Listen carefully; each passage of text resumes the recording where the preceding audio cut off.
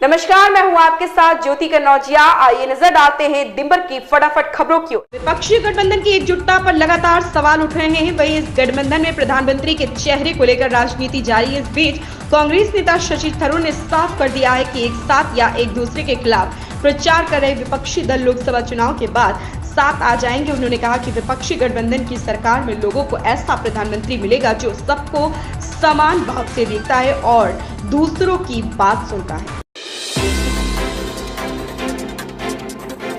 Baspa supremo Mayawati की उत्तराधिकारी और को पार्टी ऑर्डिनेटर आकाश आनंद की चुनावी रैलियां बिना कारण बताए रद्द कर दी गई। उनके खिलाफ सीतापुर में आचार संहिता के उल्लंघन का मामला दर्ज किया गया था। उन्होंने चुनाव प्रचार के दौरान बयान दिया था कि ये आतंकवादियों की सरकार है। सूत्रों के अनुसार इसी कारण वो चुनाव प्रचार से पीछे हट गए हैं। मुकदमा दर्ज होने के बाद वह दिल्ली लौट गए और बिना कारण बताए उनकी चुनावी रैलियां रद्द कर दी गई। भदोही जिले में लोकसभा चुनाव को लेकर जनसभा में डिप्टी सीएम ब्रजेश पाठक ने विपक्षी दलों पर जमकर प्रहार किया। उन्होंने कहा कि 2024 की लड़ाई मंदिर बनाने और कार सेवकों पर गोली चलाने वालों के बीच है। डिप्टी सीएम ने कहा कि भाजपा को छोड़कर सपा, तृणमूल और कांग्रेस जैसी पार्टियां परिवारवाद से ग्रसित हैं। कांग्रेस के राज में आतंकियों को बिरयानी खिलाया जाता था और आज पुलवामा अटैक करने वाले आतंकियों के ठिकाने पर एयर स्ट्राइक कर सरकार ने आतंक का मुंह तोड़ जवाब दिया है। आम आदमी पार्टी के राज्यसभा सांसद ने एक बार फिर भाजपा पर हमला बोला। उन्होंने अमित शाह के बेटे जय शाह के बीसीसीआई सचिव होने को लेकर तंज कसा। उन्होंने कहा कि क्या अमित शाह के बेटे को बल्ला पकड़ना आता है, लेकिन वह बीसीसीआई के सचिव है। इसी के साथ आप सांसद ने प्रधानमंत्री नरेंद्र मोदी पर भी निशाना साधा।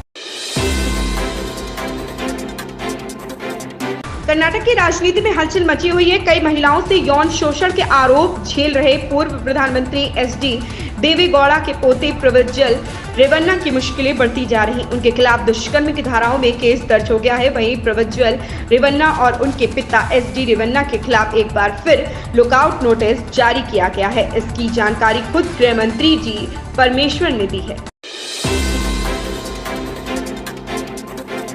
मायावती ने कहा कि बसपा अपने दम पर चुनाव लड़ रही है। जिनकी भागीदारी है उन्हें टिकट दी है। हमारी पार्टी ने चुनाव में सर्व समाज को टिकट में उचित भागीदारी दी, खासकर दलित समाज को दिए, किसी एक बिरादरी को नहीं, बल्कि रिजर्व सीट पर हर एक को दिया है। गरीबों को दिए जा रहे राशन का जिक्र करते हुए उन्होंने कहा कि आपके टैक्स के रुपए से फ्री में थोड़ा सा राशन मिलता है। या राशन मोदी या भाजपा की जेब से नहीं मिलता। इसलिए जब भाजपा और आरएसएस के लोग आए और नमक का कर्ज याद दिलाएं तो आप उनके बहकावे में ना आए।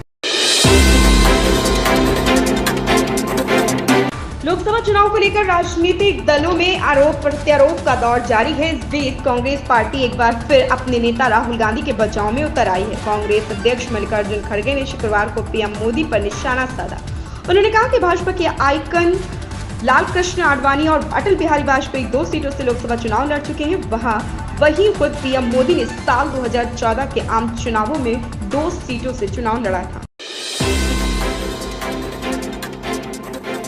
केंद्रीय मंत्री और हिमाचल प्रदेश के हमीरपुर संसदीय क्षेत्र से भाजपा प्रत्याशी अनुराग ठाकुर ने कांग्रेस नेता राहुल गांधी पर फिर निशाना साधा। शनिवार को हमीरपुर में पत्रकारों से बातचीत में अनुराग ठाकुर ने कहा, 2 बड़े सवाल खड़े होते हैं कि जो पूरी यात्रा में डरो मत का नारा लगाते थे वो अपनी कर्मभूमि से डरकर क्यों चले गए थे, क्यों अमेठी से वायनाड चले गए थे। एक और सवाल खड़ा होता है कि क्या वायनाड उनकी कर्मभूमि कभी नहीं रही जब उन्हें हार का डर सता रहा है। लोकप्रिय सीरीज द बॉयज के 4थे सीजन का ट्रेलर जारी हो गया। यह सीरीज अगले महीने रिलीज होगी।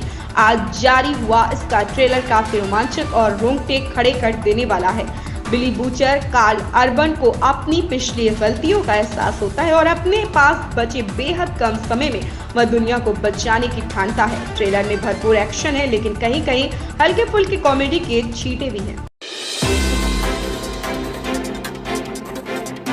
कांग्रेस महासचिव प्रियंका गांधी वाड्रा ने अपने भाई राहुल गांधी को शहजादा करार देने के लिए प्रधानमंत्री नरेंद्र मोदी पर हमला किया। बनासकांठा में एक रैली में बोलते हुए प्रियंका गांधी ने आरोप लगाया कि जब राहुल गांधी 4000 किलोमीटर चले थे तो पीएम मोदी अपने महल में बैठे थे और उन्हें किसानों की दुर्दशा समझ में नहीं आई। इन खबरों में बस इतना ही। बने रहें हमारे साथ।